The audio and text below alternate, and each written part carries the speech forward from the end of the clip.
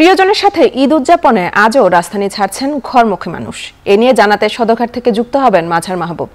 মাঝার সদরঘাটে সন্ধ্যাতেই ভিড় বেশি দেখা যায়, আজকে অবস্থা জানাবেন।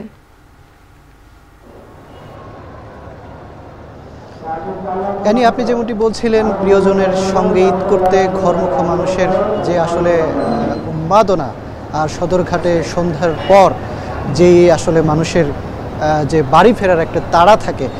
আমি আমার পেছনের যেই দৃশ্য, সদরঘাটের এই কালো পানিতেও রাতের যে ঝলমলে লঞ্চগুলোর যে আলোয় আসলে সৌন্দর্য তৈরি হয়েছে, এটি আর কিছুক্ষণ পরেই থাকবে না। কারণ রাত 8টার পরপরই কিন্তু বরিশাল অঞ্চলের লঞ্চগুলো একসঙ্গে একটি একটি করে ছেড়ে যায় সদরঘাট লঞ্চ টার্মিনাল কর্তৃপক্ষ বা বিআইডব্লিউটিএ তারা যেমনটি বলছেন যে এই সংখ্যা আজকে হতে পারে 120টিরও বেশি, কারণ তারা 120টিরও বেশি লঞ্চ ছেড়ে যাবার জন্য প্রস্তুতি নিয়ে রেখেছেন। গতকালকে যেটি ছিল 110টির মতো, 108টি এরকম ছিল। তো এইবার তারা বলছেন যে আসলে পদ্মা সেতু হবার আগে যেই সদরঘাটের যেই চিত্র ছিল, ঠেলাঠেলি ধাক্কাধাক্কি বা নদীতে পড়ে যাওয়া অতিরিক্ত যাত্রীর চাপ, সেটি অনেকটাই কমে এসেছে। তবে এখন যেই চিত্র, এটিকে তারা স্বাভাবিক বলছেন আর কি, যে ঈদে আসলে এখন যেই পরিমাণ ঘরমুখী মানুষের উপচে পড়া ভিড় সদরঘাটে রয়েছে, এটিকে তারা স্বাভাবিক হিসাবে দেখছেন।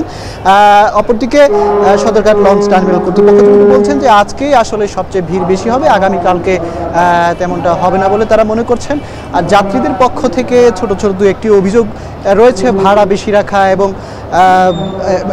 দু একটি লঞ্চ বেশি যাত্রী নিয়েও ছেড়ে গেছে। তবে বিআইডব্লিউটি কর্তৃপক্ষ তার যেমনটি উত্তর দিয়েছেন যে যদি যাত্রীরা তাদেরকে অভিযোগ জানায়, তারা ব্যবস্থা নেবে এবং কোনো লঞ্চ যদি এখান থেকে অতিরিক্ত যাত্রী নিয়ে ছেড়ে যায়, তবে সেক্ষেত্রে টহলরত যারা যে পুলিশ রয়েছে নদীতে, তারা কোনো না কোনোভাবে তাদেরকে ধরে আইনের আওতায় আনবে।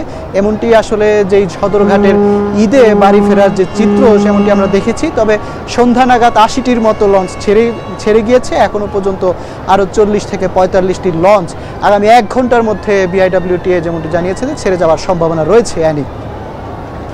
সহকর্মী মাঝার মাহবুব জানাচ্ছিলেন ঈদ যাত্রায় সদরঘাটের